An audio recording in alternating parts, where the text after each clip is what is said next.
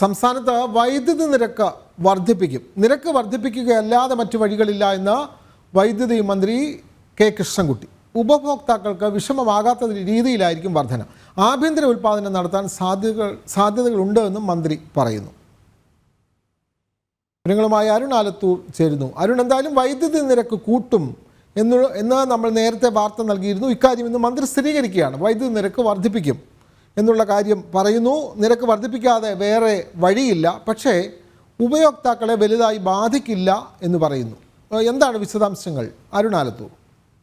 തീർച്ചയായിട്ടും വിനോദ്, വൈദ്യുതി നിരക്ക് കൂട്ടേണ്ടി വരും എന്നുള്ള കാര്യത്തിൽ വൈദ്യുതി വകുപ്പ് മന്ത്രി കെ കൃഷ്ണൻകുട്ടി തന്നെ ഒരു സ്ഥിരീകരണം നൽകുകയാണ്.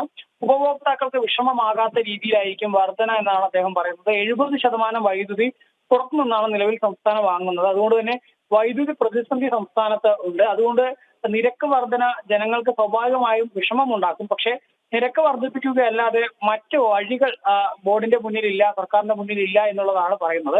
ആഭ്യന്തര ഉൽപ്പാദനം നടത്താൻ പല സാധ്യതകളുണ്ട്. എന്നാൽ പരിസ്ഥിതി പ്രശ്നങ്ങളും മറ്റുമൊക്കെ ചൂണ്ടിക്കാണിച്ചുകൊണ്ട് തടസ്സങ്ങൾ ഉണ്ടാക്കുന്ന ഒരു സ്ഥിതിയാണ് ഉള്ളത്. ഹൈഡ്രൽ പ്രൊജക്ടുകളും മറ്റുമൊക്കെ വരുമ്പോൾ അതിനെ എതിർക്കുന്ന ഒരു സാഹചര്യമാണ് പൊതുവിലെ ഉള്ളത് എന്നുള്ളതാണ് മന്ത്രി കൃഷ്ണൻകുട്ടി പറയുന്നത്. അതുകൊണ്ട് തന്നെ നിരക്ക് വർധന അല്ലാതെ മറ്റ് നിവർത്തികൾ ഇപ്പോൾ സർക്കാരിന്റെ മുന്നിൽ ഇല്ല എന്നുള്ളതാണ്. വൈദ്യുതി നിയന്ത്രണം ഏതായാലും ഏർപ്പെടുത്തില്ല.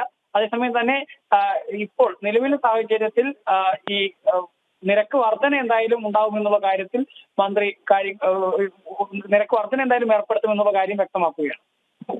വൈദ്യുതി നിരക്ക് വർദ്ധിപ്പിക്കേണ്ടി വരും എന്നുള്ള കാര്യം മന്ത്രി തന്നെ നേരിട്ട് സ്ഥിരീകരിക്കുകയാണ്.